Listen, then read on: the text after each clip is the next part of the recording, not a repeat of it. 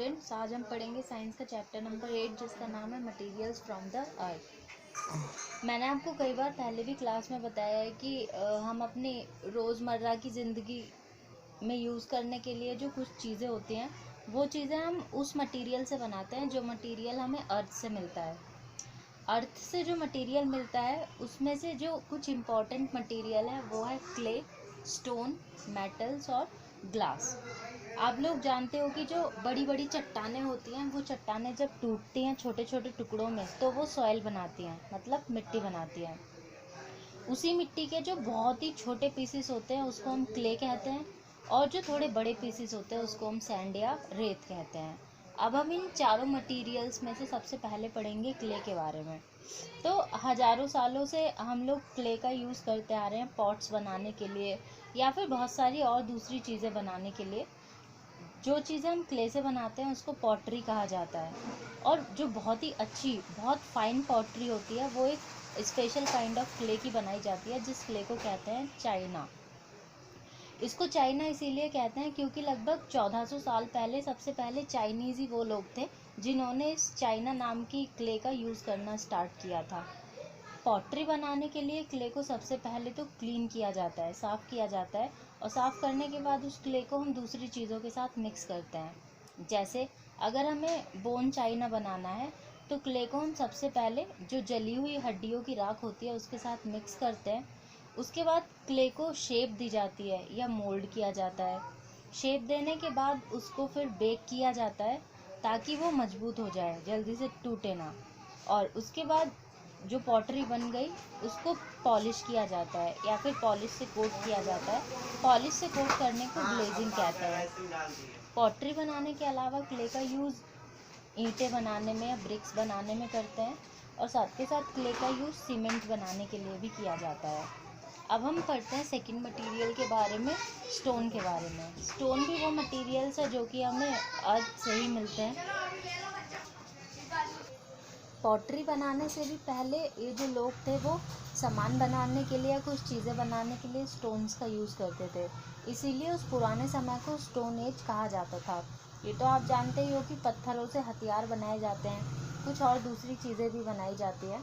सबसे पहले इन चीज़ों को बनाने के लिए हमें क्या करना पड़ता है, धरती से पत्थरों को या स्टोन्स को डग करना पड़ता है, खोद कर निकालना पड़ता है। इसी खोदने को हम कहते हैं माइनिंग।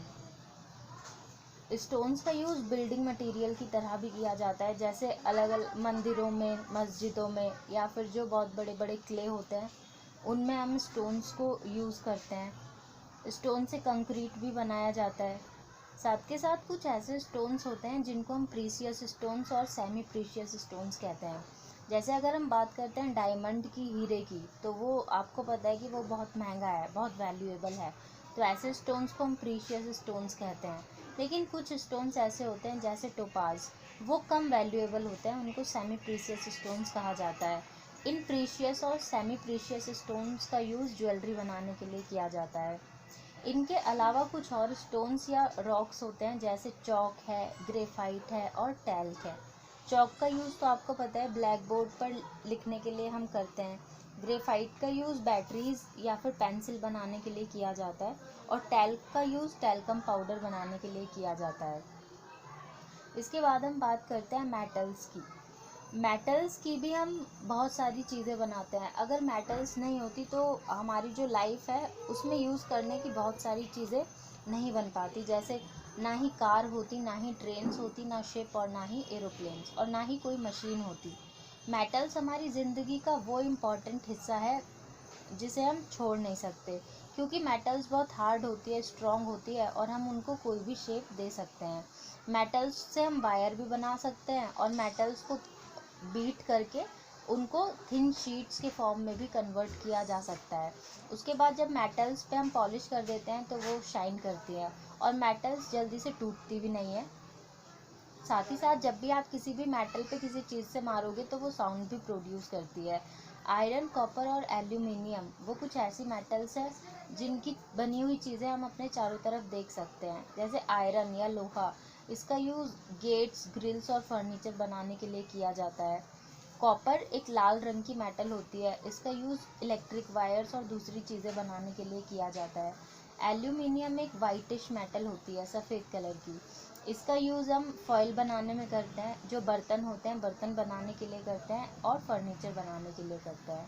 इनके अलावा कुछ प्रीशियस मेटल्स हैं जो कि महंगी होती हैं, जैसे एक है गोल्ड मतलब सोना और दूसरी है सिल्वर। इनका यूज़ हम मोस्टली ज्वेलरी बनाने के लिए किया जाता है। साथ के साथ बहुत समय पहले राजा महाराजाओं के समय सोने और चांदी के सिक्के बनाए जाते थे, क्योंकि तब ऐसे जो हम रुपीज़ या नोट्स यूज़ करते हैं तब नोट नहीं चलता था, तब वो सिक्के ही चलते थे। इसके बाद नेक्स्ट है ग्लास। जब हम सैंड, लाइम और सोडा को हीट करते हैं या गर्म करते हैं और फिर उसे पिघलाते हैं, पिघलने के बाद जब वो मिक्सचर कूल हो जाता है, ठंडा हो जाता है, तब ग्लास बनता है। सोडा को सॉल्ट से बनाया जाता है। ये जो ग्लास है या कांच या शीशा, इसकी भी बहुत सारी चीज़ें बनी हुई आप अपने चारों तरफ देखते हो। ग्लास जो है वो वाटर प्रूफ होता है। दूसरी चीज़ ये ट्रांसपेरेंट होता है, हम इसके आर पार देख सकते हैं। तो इसका यूज़ हम खिड़कियाँ बनाने में करते हैं। उसके बाद ग्रीन हाउसेस को बनाने के लिए भी ग्लास का यूज़ ही किया जाता है। कुछ तरह के ग्लासेस को स्टेन्ड या कलर्ड ग्लास भी कहते हैं, जैसे कि ये जो हवा महल वगैरह है उसमें कलर्ड शीशा या कलर्ड ग्लास का यूज़ किया जाता है। ग्लास से ही हम कुछ बर्तन भी बनाते हैं, जैसे कांच के बाउल्स होते हैं या कांच के ग्लासेस होते हैं, वो सारी चीज़ें भी ग्लास की बनाई जाती है। दूसरी चीज़, हम ग्लास की बनी हुई चीज़ें लैब्स में भी यूज़ करते हैं, जहाँ पर साइंस के एक्सपेरिमेंट किए जाते हैं। तो आपने इस वाले चैप्टर में देखा कि धरती से या अर्थ से हमें कितने सारे मटेरियल्स मिलते हैं, और उन मटेरियल्स को हम अपने चारों तरफ या हम अपनी डेली लाइफ में यूज़ करने के लिए कितनी सारी चीज़ों को बनाने में काम में लेकर आते हैं। तो इन सारी चीज़ों के आप यूज़ याद रखना जो मैंने बताया है। साथ के साथ ये चारों चीज़ें, क्ले, स्टोन, मेटल्स और ग्लास, ये वो इम्पॉर्टेंट चीज़ें हैं जो सिर्फ हमें धरती से ही मिलती हैं। Thank you.